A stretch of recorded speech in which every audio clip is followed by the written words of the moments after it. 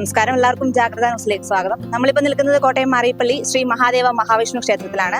ധനുമാസത്തിലെ തിരുവാതിര ദിനമായ ഇന്ന് ഇവിടുത്തെ ആറാട്ടാണ്. ഇതിനോടനുബന്ധിച്ച് ഗജരാജ പെരുമ ആനപ്രേമി സംഘം എന്ന കൂട്ടായ്മ ഈ ചേട്ടന്മാരുടെ നേതൃത്വത്തിൽ ഇവിടെ ഇന്ന് നമ്മുടെ ഗജവീരന്മാരായ പാമ്പാടി രാജനെയും അതുപോലെ തന്നെ ഈരാറ്റുപേട്ട അയ്യപ്പനെയും ഇവിടെ എത്തിച്ചേർത്തിരിക്കുകയാണ്. നമുക്ക് ഇതിന്റെ കൂടുതൽ വിശേഷങ്ങൾ ചേട്ടനോട് തന്നെ ചോദിച്ചറിയാം.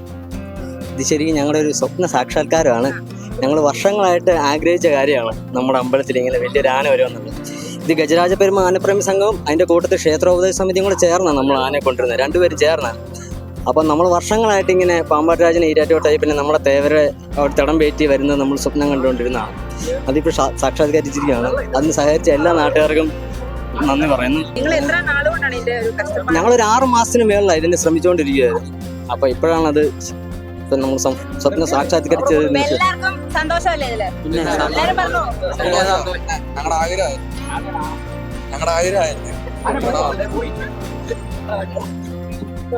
നമ്മുടെ നാട്ടിലിപ്പം ഗജവീരന്മാർ എത്തിച്ചേർന്നിരിക്കുകയാണ്. എങ്ങനെയുണ്ട്? നിങ്ങൾക്ക് സന്തോഷമാണ്? വളരെ സന്തോഷമുണ്ട്. ഞങ്ങളുടെ വീട്ടിൽ അവിടെയാണ് വന്ന് കുളിപ്പിച്ചത്. ഞങ്ങളുടെ ചേട്ടന്മാരുടെ ഓരോ കഷ്ടപ്പാട് പ്രയത്നമൊക്കെ സാക്ഷാത്കരിച്ചു.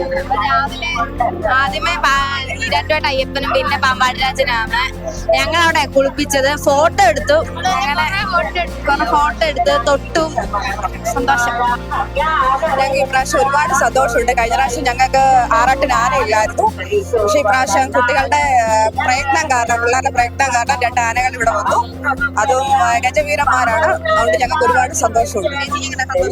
സന്തോഷമാണ്. കുഞ്ഞുങ്ങളുടെ കഷ്ടപ്പാട് കാരണമാണ് ഈ ആന രണ്ടും ഇവിടെ വന്നത്. കഴിഞ്ഞ വർഷം ആനയില്ലായിരുന്നു. അതുകൊണ്ട് ഈ വർഷം ആന വന്നത് ഞങ്ങൾക്ക് ഭയങ്കരമായിട്ട് സന്തോഷമായിട്ട് കുഞ്ഞുങ്ങളോട് കൈകൂപ്പുന്നു.